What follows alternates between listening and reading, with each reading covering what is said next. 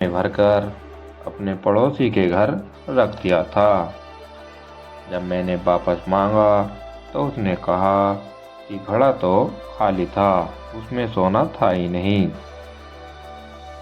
दरबार में बैठे सभी लोग सोचने लगे कि सच क्या है। अकबर ने बीरबल की तरफ देखा और कहा, बीरबल, इस मामले को क्या तुम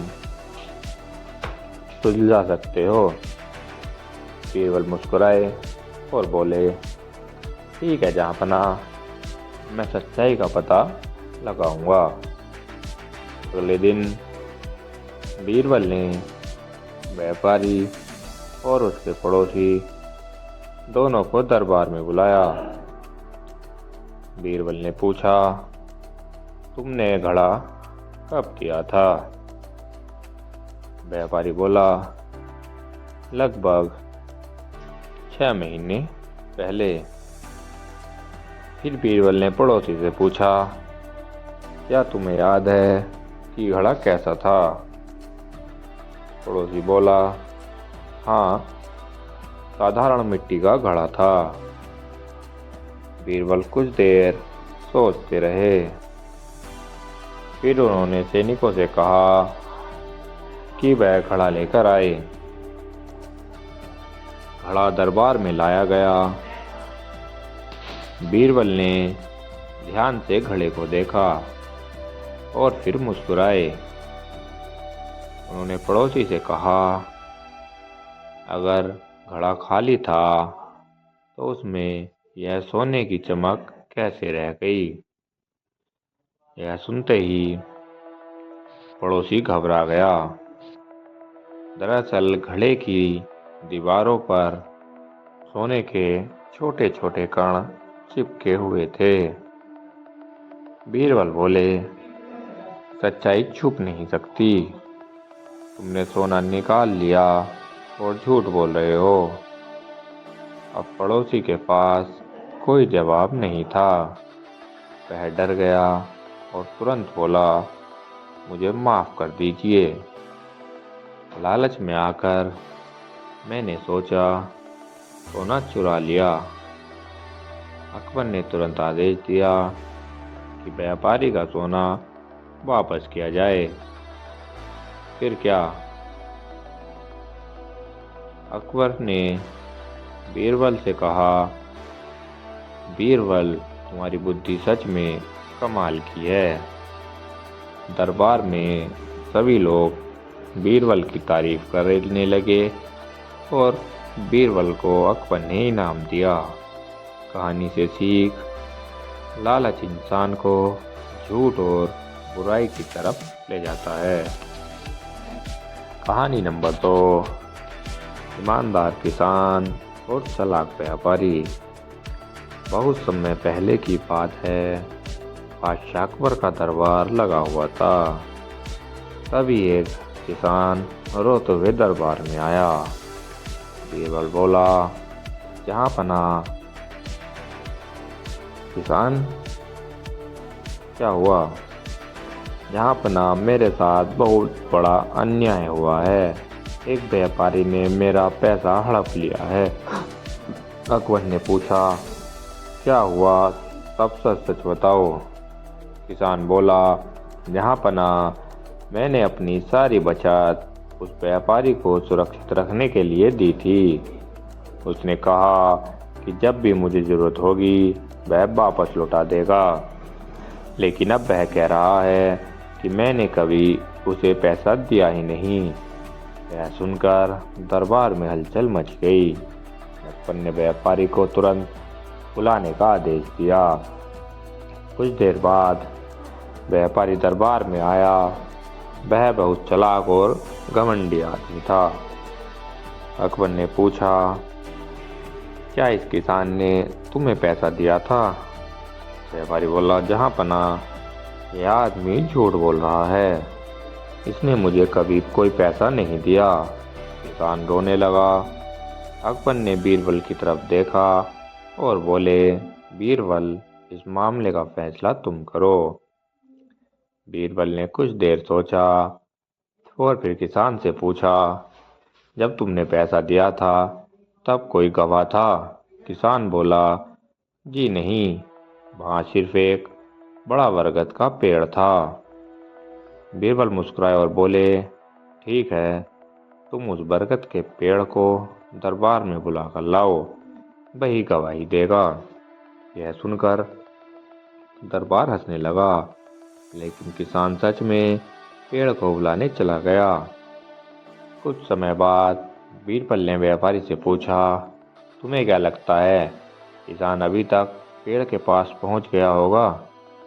व्यापारी तुरंत बोला, नहीं, वहां तक पहुंचने में तो बहुत समय लगेगा। यह सुनते ही बीरबल मुस्कुराए। बीरबल बोले, तुम्हें कैसे पता कि पेड़ कितनी दूर है? व्यापारी घबरा गया। उसे समझ आ गया कि वह गलती कर चुका है। बीरबल बोले, सच्चाई सामने आ चुकी है। अगर किसान तुम्हारे पास पैसा देने नहीं आता तो तुम्हें कैसे पता होता कि पेड़ कहाँ है? व्यापारी के पास कोई जवाब नहीं था। वह डर गया और तुरंत बोला, जहाँ पना, मुझे माफ़ कर दीजिए। मैंने लालच में आकर किसान का पैसा रख लिया था। अकबर ने तुरंत आदेश दिया कि किसान का पैसा वापस किया जाए। फिर अकबर ने कहा, बीरबल, तुम्हारी बुद्धि के सामने कोई चालाकी नहीं टिक सकती। बीरबल का न्याय। बादशाह अकबर के राज्य के एक गांव में अंधा साधु रहा करता था। अपना भविष्य जानने के लिए लोगों का उसके पास संग लगा रहता था। सबका मानना था कि वह एकदम सही भविष्यवाणी करता है। एक दिन गांव में रहने वाले एक आदमी का रिश्तेदार अपनी भतीजी का इलाज कराने उसके घर आया। उस बच्ची के माता पिता की उसकी आंखों के सामने ही हत्या कर दी गई थी। तब से वह बीमार रहा करता था। गांव में रहते हुए एक दिन बच्ची की नज़र अंधे साधु पर पड़ी। उसे देखते ही वह चीख पड़ी, इस साधु ने मेरे मम्मी और पापा को मारा है।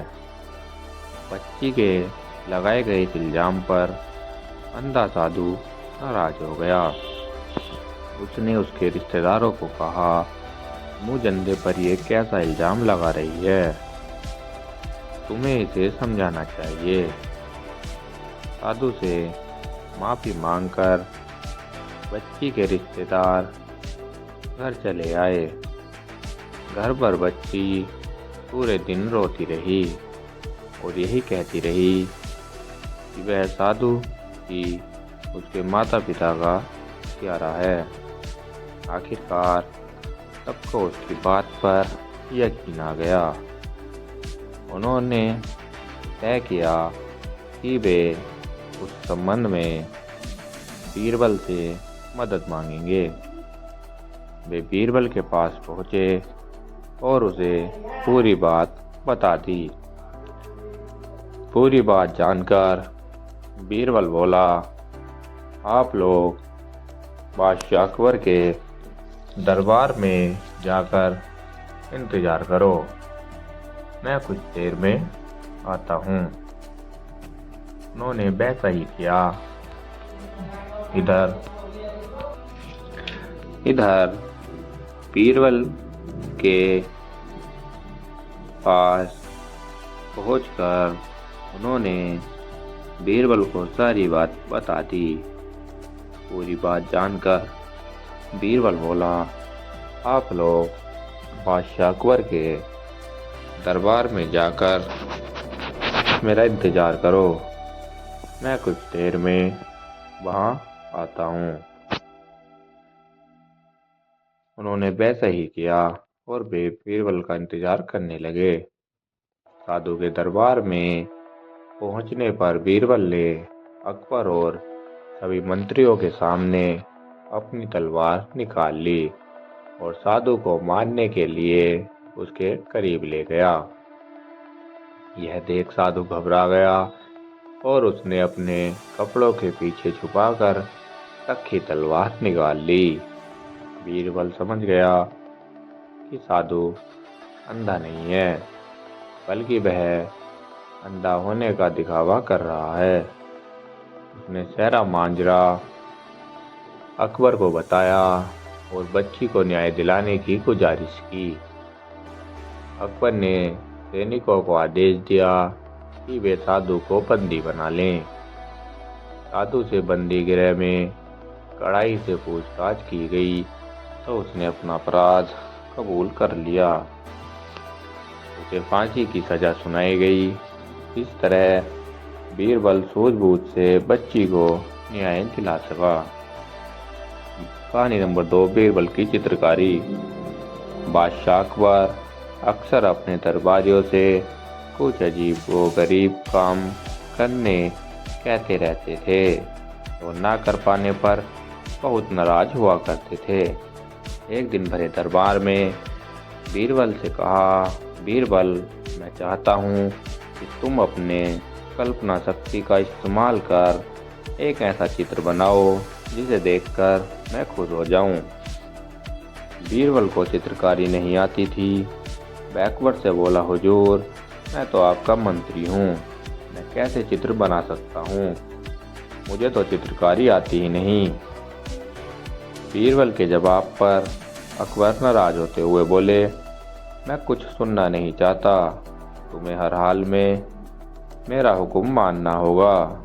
यदि 1 सप्ताह के अंदर तुम अपनी कल्पना शक्ति का इस्तेमाल कर चित्र नहीं लाए तो मैं तुम्हें फांसी पर लटका दूंगा। मरता क्या ना करता। बीरबल को अकबर का हुक्म मानना ही पड़ा। वह घर लौट आया और सोचने लगा कि कैसे अपनी जान बचाई जाए। आखिरकार उसे एक उपाय सूझ ही गया। फिर वह 1 सप्ताह तक आराम से घर पर रहा। 1 सप्ताह बाद जब वह अकबर के दरबार में गया तो साथ में एक चित्र भी लेकर गया। वह चित्र उसने एक कपड़े से ढक रखा था। अकबर बीरबल को देखकर खुश हो गए कि उसने उनका हुक्म माना है, लेकिन जैसे ही उन्होंने चित्र के ऊपर से कपड़ा हटाया उनका चेहरा उतर गया। दरबारी भी हैरान रह गए कि एक पल में बादशाही खुशी कहाँ गायब हो गई। सबने बीरबल के द्वारा लाए गए चित्र को देखा। उसमें एक कोरा कागज भर रहा था जिसमें चित्र का कोई नामो निशान नहीं था। आग बबूला होते हुए अकबर ने बीरबल से पूछा, बीरबल, ये क्या है? बीरबल बोला, हुजूर, आपका हुक्म बजा कर लाया हूँ। अपनी कल्पना शक्ति का पूरा इस्तेमाल कर मैंने ये चित्र बनाया है। ये कोई चित्र है क्या बनाया है तुमने? अकबर भी गुस्से में थे। हुजूर, ये घास खाती गाय का चित्र है, बीरबल ने जवाब दिया, लेकिन इसमें तो गाय नजर ही नहीं आ रही, ना ही गाय ना ही घास। हुजूर, जैसे मैंने अपनी कल्पना का इस्तेमाल किया है वैसे आप भी कीजिए। इस चित्र में घास नहीं है क्योंकि घास गाय खा चुकी है, लेकिन गाय भी तो नहीं है। हुजूर, घास खाने के बाद भला गाय यहाँ क्या करेगी? वह भी चली गई। बीरबल मासूमियत से बोला। यह सुनकर अकबर जोर से हंस पड़े। उनका गुस्सा शांत हो गया। उन्होंने बीरबल को उसकी अक्लमंदी के लिए पुरस्कार दिया। दोस्तों, अगर वीडियो अच्छी लगी हो तो वीडियो को लाइक कर दें और चैनल को सब्सक्राइब